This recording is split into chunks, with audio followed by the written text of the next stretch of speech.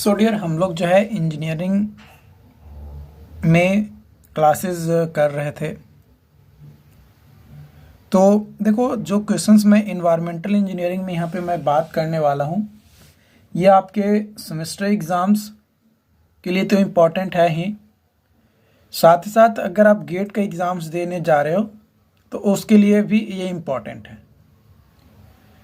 तो कई सारे क्वेश्चंस मैं डिस्कस वन बाय वन करते जा रहा हूँ, आप भी साथ में पढ़ते चलो और प्रैक्टिस करते रहो, क्योंकि बोला जाता है प्रैक्टिस मेक्स मैन परफेक्ट।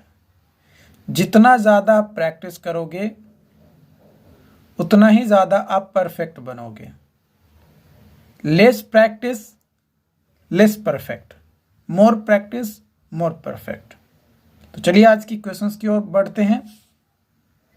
तो आज का जो पहला क्वेश्चन है ये मैचिंग से रिलेटेड है। तो जो एल्कलिनिटी है ना, एल्कलिनिटी जो है H2SO4 से रिलेटेड है। हार्डनेस है ना, जो हार्डनेस है ये रिलेटेड होगा N/35.5 AgNO3। क्लोराइड ये रिलेटेड होगा आपका N/50 EDTA से। और डिजॉल्व ऑक्सीजन जो है ये रिलेटेड होगा आपका N/40 N2S2O3। यहाँ पे ये 2 होगा, है ना, यहाँ पे 2 कर दीजिए। तो ये आपका क्या हो जाएगा, मैचिंग होगा, जो कि करेक्ट आंसर होगा। अगली क्वेश्चंस की ओर बढ़ते हैं। अगला क्वेश्चन बोला जा रहा है the alkalinity and the hardness of water sample are. जो एल्कलिनिटी है वो 250 mg/लीटर है और जो हार्डनेस है 350 mg/लीटर है। किसके रिस्पेक्ट में, तो CaCO3 मतलब एज ए CO3 के तौर पे वो उसको मानकर चला जा रहा है।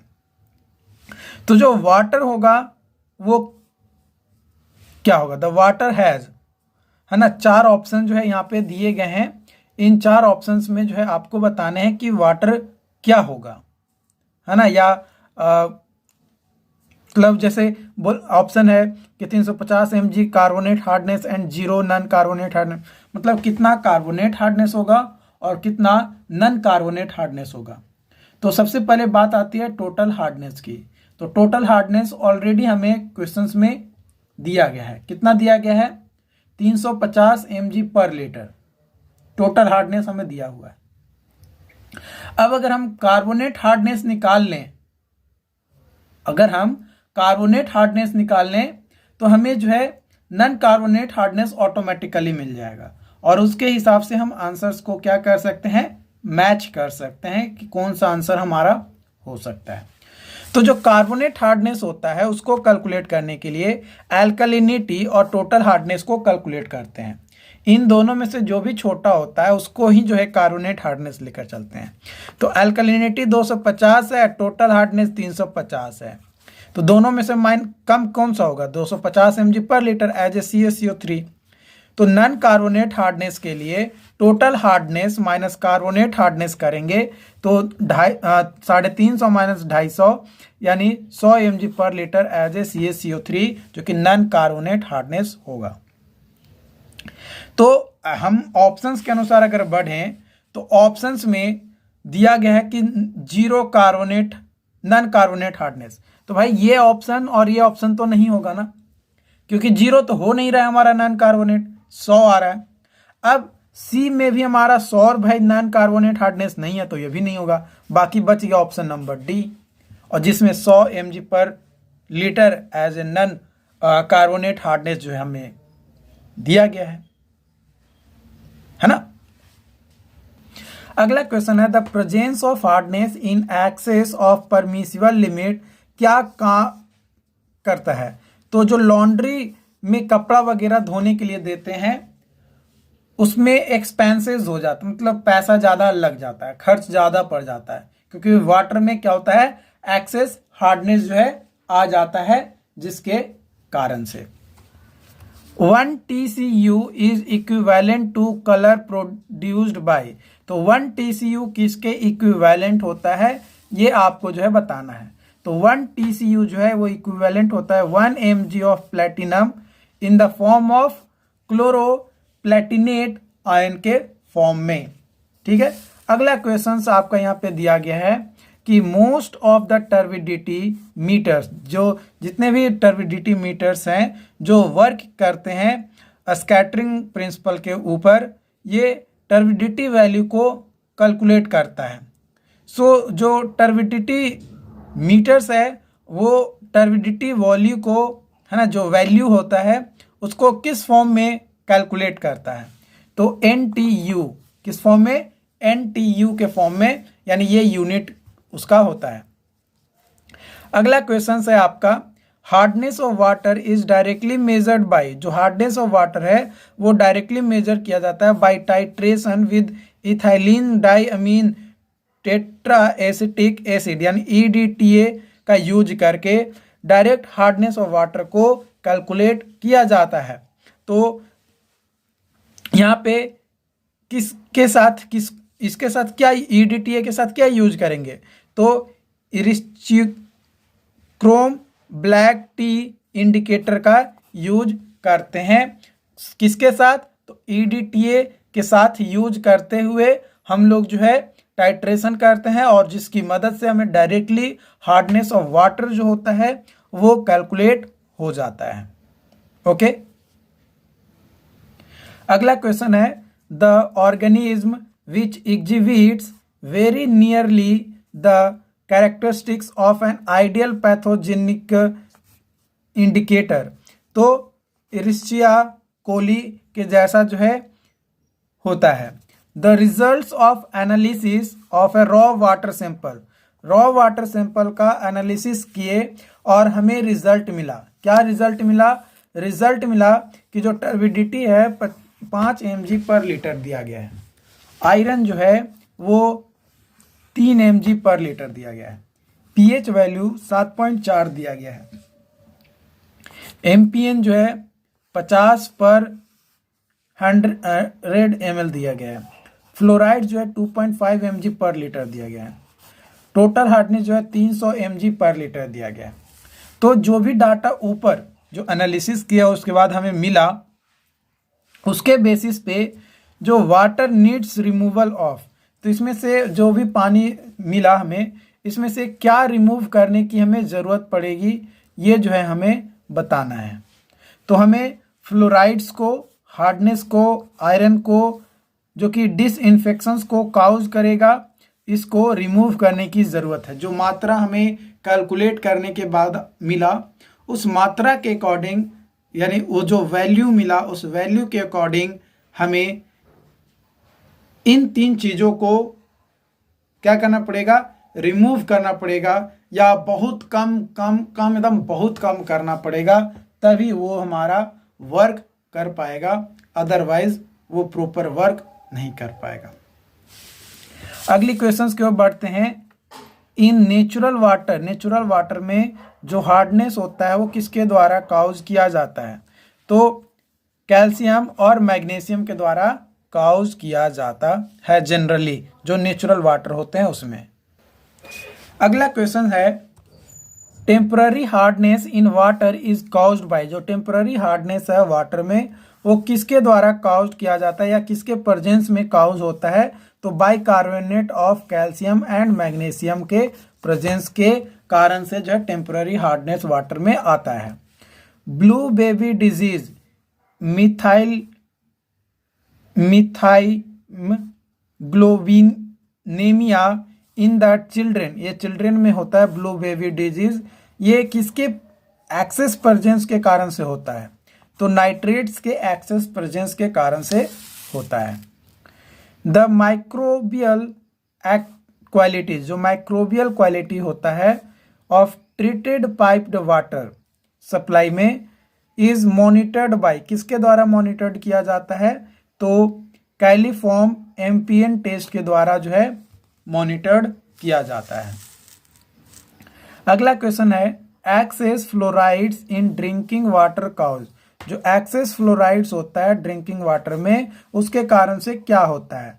तो mottling of teeth and embrittlement, है ना, इम्ब्रिटलमेंट ऑफ बोन्स, बोन्स में इम्ब्रिटलमेंट आता है और दांत में मोटलिंग होता है।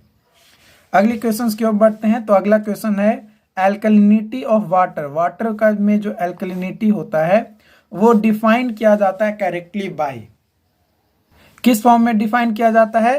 तो alkalinity is the presence of ion in water that will neutralise the hydrogen ion, है ना, जो हाइड्रोजन आयन को न्यूट्रलाइज करे उस फॉर्म में जब आयन प्रेजेंस होता है तो उसको अल्कलिनिटी कहा जाता है। उसके बाद अगला क्वेश्चन है MPN इंडेक्स जो है ये मेजर करता है, किसको मेजर करता है? तो कैलिफॉर्म बैक्टीरिया को मेजर करता है। The most important water quality parameters for domestic use of water कौन सा होता है? तो कॉलिफॉर्म ग्रुप ऑफ ऑर्गेनिज्म, ये most important water quality parameters है जिसका यूज जो है किया जाता है ना, डोमेस्टिक यूज ऑफ वाटर में। ओके, अगली क्वेश्चंस की ओर बढ़ते हैं। तो अगला क्वेश्चन है presence of fluoride in water greater than permissible level, permissible level से ज़्यादा है ऑफ 1.5 mg पर लीटर है, तो ये क्या काउज करेगा अगर फ्लोराइड ज़्यादा मात्रा में है? तो डेंटल फ्लोरोसिस जो है होता है।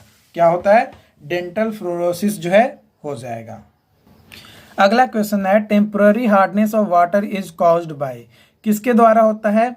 तो bicarbonate and carbonate of calcium and magnesium के कारण से होता है temporary hardness. Bacteriological examination of drinking water, drinking water का जो बायोलॉजिकल एग्जामिनेशन होता है एरिस्चिया कॉलीफॉर्म्स के द्वारा जो परफॉर्म किए जाते हैं, क्यों? बिकॉज क्यों परफॉर्म किए जाते हैं? क्योंकि यहाँ पे जो इंडिकेटर्स के तौर पे जो ऑर्गेनिज्म यूज किए जाते हैं वो पैरेबल प्रेजेंस होते हैं पैथोजेनिक ऑफ पैथोजेंस, है ना, ऑप्शन नंबर सी। ठीक है, अगला क्वेश्चन की ओर बढ़ते हैं। अगला क्वेश्चन है मिथेमोग्लोबिनेमिया द ब्लू बेबी सिंड्रोम जो है वो कॉज्ड किया जाता है बाय कंज्यूमिंग वाटर कंटेनिंग, कैसा पानी को कंज्यूम करने यानी प्राप्त करने से होता है? तो नाइट्राइट वाला पानी को प्राप्त करने से। हार्डनेस ऑफ वाटर, वाटर में जो हार्डनेस आता है is caused by the presence of, किसके प्रेजेंस के कारण से वाटर में हार्डनेस आता है? तो कैल्शियम और मैग्नीशियम के प्रेजेंस रहने के कारण से हार्डनेस जो है आता है, किसमें? तो पानी के अंदर। अगला क्वेश्चन है पीएच वैल्यू जो है वाटर का जो कि एडमिटेड किया गया into the treatment plant was 6, कितना पीएच वैल्यू एडमिट किया गया? 6। कब? मॉर्निंग के टाइम में। Consequently to inflow the raw water from different source, अलग अलग सोर्स से रॉ वाटर को जो है इनफ्लो कराया गया और इट चेंज टू 8, और जो पीएच वैल्यू था 6 वो 8 में चेंज हो जाता है। कब? अगले 24 घंटे के अंदर या 24 घंटे में। Assume linear variation in time of hydrogen concentration, तो हाइड्रोजन कंसंट्रेशन का लीनियरली टाइम के साथ वेरी कर रहा है। The time mean pH value of water over 24 hours period, यानी 24 घंटे के बाद जो टाइम होगा मीन पीएच वैल्यू का वो क्या होगा, ये जो है कैलकुलेट करना है ना। तो यहाँ पे अगर PHI 6, PHF 8, T is equal to 24, तो H प्लस आयन जो कंसंट्रेशन है इनिशियली 10⁻⁻6 मोल्स पर लीटर और फाइनल जो है 10⁻⁸ मोल्स पर लीटर। तो इस तरीके से अगर h प्लस का एवरेज निकालेंगे तो 10⁻6 प्लस 10⁻8/2, तो यहाँ से अगर कैलकुलेट करेंगे इसको तो आएगा 5.05 इंटू 10⁻7 मोल्स पर लीटर। ठीक, ये एक ग्राफ हम जो है मान कर चल रहे हैं किस तरीके से हमारा ड्रॉ होगा। तो P H average is equal to minus log H average का कंसंट्रेशन। तो यहाँ पे पी एच एवरेज जो है आ जाएगा, यहाँ पे वैल्यू पुट कर दो तो वैल्यू आ जाएगा 6.296 जो है आंसर आपका हो जाएगा। तो डियर इस तरीके से आपको क्वेश्चन सॉल्व करने हैं।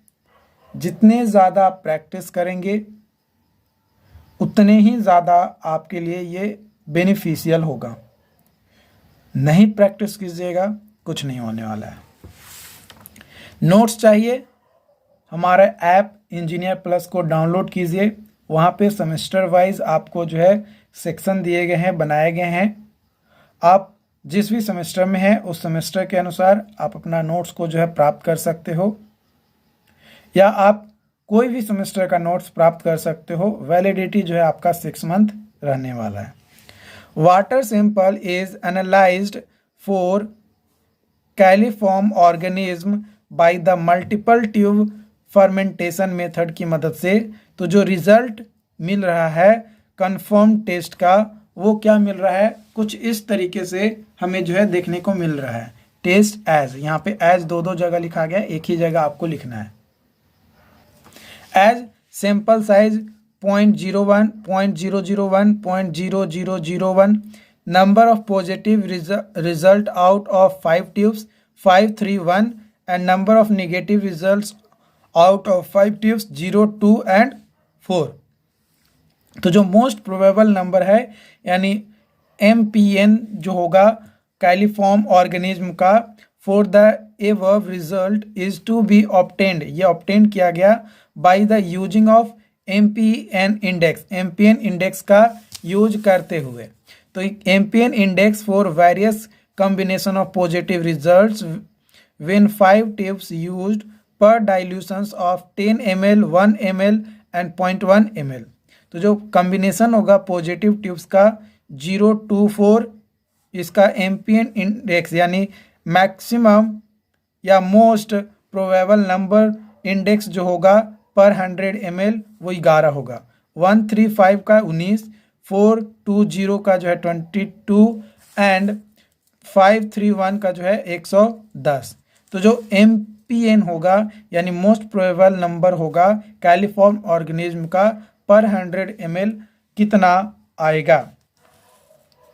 तो देखो हम लोग ये जानते हैं कि 3 सैंपल का डाइल्यूशन जो है हम लोग लेते हैं, तो उस कंडीशन में हम लोग पाते हैं कि पॉजिटिव ट्यूब्स 531 इन 0.01,